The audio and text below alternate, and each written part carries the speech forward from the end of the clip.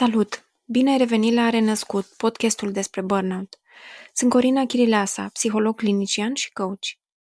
Astăzi vorbim despre lucrurile importante în viață și despre cum ne ajută burnout-ul să ne dăm seama care sunt ele. E posibil ca mulți dintre noi să ajungem să ne gândim la ce contează în viață, ce contează cu adevărat în viață, doar în momente de criză, în momentele dificile, sau atunci când se întâmplă schimbări majore în viața noastră. Și începem să ne punem întrebări despre de ce facem ceea ce facem sau ce altceva am vrea să facem sau cum altcumva. Și asta se întâmplă aproape fără excepție în burnout, pentru că nu mai poți fi aceeași persoană care erai înainte. Și de foarte multe ori ne învârtim în cerc. Știm că vrem altceva, dar nu știm ce. Ca și cum ne lipsesc niște informații, care de multe ori chiar ne lipsesc din mintea conștientă. Și în spatele multor rupturi emoționale cu munca noastră stă foarte des un conflict de valori. Sigur că e posibil ca acest conflict să nu fi fost acolo de la început, pentru că de obicei pornim într-un domeniu sau într-un job cu entuziasm și cu implicare și credem în ce face, ne entuziasmează. Pe măsură ce descoperim mai multe despre domeniul acela, despre munca în sine, pe măsură ce învățăm și adăugăm detalii, descoperim și lucrurile mai puțin frumoase, pentru că ele există, din păcate, în fiecare domeniu. Și în același timp se întâmplă un fenomen pe care l-am explicat mai în detaliu și în episoadele anterioare, mecanismul burnout-ului.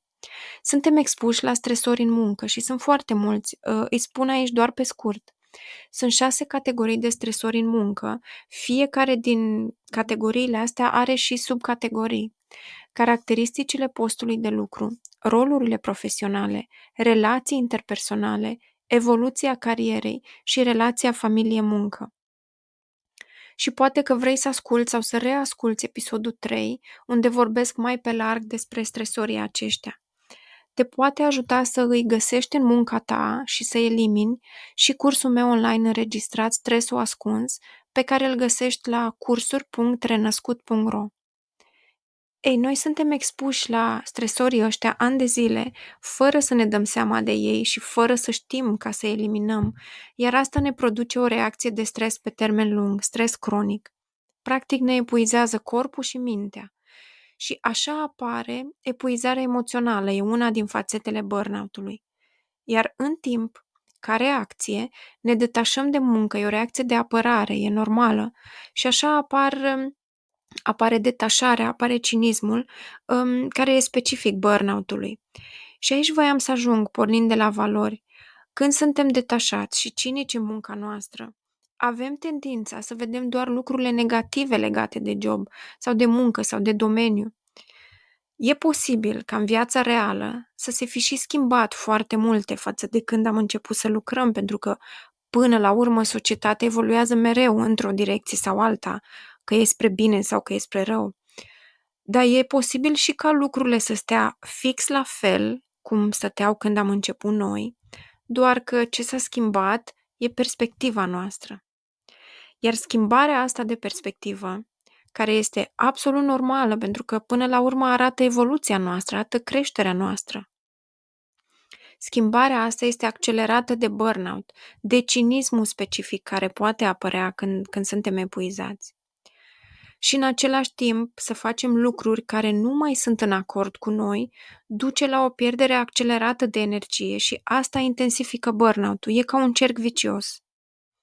Și de asta putem să ajungem să ne întrebăm dacă mai e oare locul nostru într-un job sau într-un domeniu? Ne mai potrivim acolo oare? Și asta ne duce la valori, pentru că toate comportamentele noastre au la bază valori. Sunt criteriile alea, de obicei formulate mai abstract, care ne motivează sau ne demotivează. Sunt lucrurile alea importante pentru noi, de care adesea, din păcate, noi suntem inconștienți. Și cu toate astea ne ghidează viața în fiecare zi. Iar dacă obiectivele pe care ni le punem în mintea asta a noastră organizată și rațională sunt în acord cu valorile astea din subconștient, atunci sunt susținute. Dar dacă nu sunt în acord, o să ne fie mai dificil să atingem acele obiective. E ca și cum, dacă valorile noastre nu le susțin, ni le cam stabilim degeaba. Și ajungem să ne însușim valorile astea pe tot parcursul vieții, din familie, de la părinți, din școală, din relații importante, dar și din cultură, din cărți, din filme, din desene animate, din societate. Practic, tot ce e în jurul nostru poate să fie sursa valorilor noastre, a ce este important pentru noi în viață. Inclusiv în munca noastră, unele din valorile noastre de acolo, din ce e important pentru noi acolo, e posibil să fi fost modelate mai de mult pe la vreun prim job sau de un șef mai de demult, de un mentor, la o companie la care am lucrat și e posibil să ne dăm seama că astea nu ne mai susțin acum. Sigur că ce e important pentru noi în viață sau în muncă se schimbă în timp, e natural. Iar pierderea asta de energie pe care o resimțim poate să fie și din această cauză. Unele valori ni s-au schimbat și e posibil să fie în conflict cu altele care poate încă există la un nivel inconștient, subconștient. Și se întâmplă foarte des să simțim clar că nu mai împărtășim aceleași valori cu mediul în care lucrăm și să știm foarte bine și unde sunt conflictele. Iar conștientizarea asta e foarte puternică, pentru că poate să ne dea o parte din energia și din motivația de care avem nevoie pentru schimbare. Dar sunt și cazuri în care, deși ne dăm seama că altceva e important pentru noi, nu reușim să facem schimbări în direcția pe care ne-o dorim. Iar în burnout, asta se poate traduce prin ceva de genul: știu că nu-mi mai place, știu și ce nu-mi mai place și totuși nu pot să schimb. Și aș vrea să-ți spun că soluția e numai una și că e simplă și că ți-o ofer eu chiar acum. Cred că asta ar salva mult efort și multă zbatere pentru mulți oameni și multă muncă. Dar adevărul e că fiecare situație e unică, iar blocajele în a schimba ceva pot să vină din mai multe surse, din istoricul personal, din traume, din credințele despre sine și astea pot să varieze foarte mult de la o persoană la persoană. Pot să vină și din conflictele de valori și de obicei lucrăm cam pe toate planurile astea. Uite, îți propun un exercițiu foarte simplu chiar acum. E o versiune simplificată a ceva ce eu folosesc cu clienții în sesiuni. Te invit să iei o hârtie și ceva de scris lângă tine, dar nu-ți nota pe telefon, deși știu că pare comod, mai comod, că asculți podcastul poate pe telefon, lumina asta a ecranului ne deconectează de noi. Poate ai nevoie de un pic de pauză până găsești ceva de scris, așa că pune pauză pe podcast. Acum, așează-te confortabil, poate cu picioarele atingând podeaua sau pământul, poate cu spatele drept și urmărește-ți cu ochii minții un pic corpul, așa cum e așezat acum. Scanează-l cât de repede îți dorești tu, din cap până în picioare, o dată sau de 2 ori. Și apoi urmărește o respirație.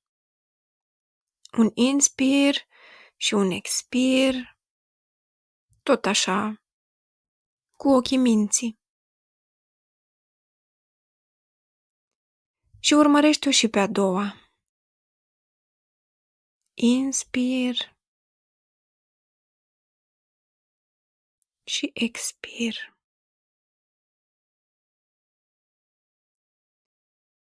Și acum întoarce-te un pic către tine și răspunde: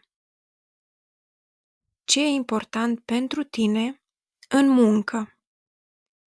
Și notează pe hârtie tot ce vine din interiorul tău. Poate ai nevoie să pui pauză aici până scrii tot. Și apoi răspunde din nou: ce altceva mai e important pentru tine în muncă? Notează ce vine. Și apoi, a treia oară. Și ce altceva mai e important pentru tine în muncă. Scrie tot ce apare, toate răspunsurile care îți vin din interior și ai încredere în ce vine din interior până nu mai e nimic.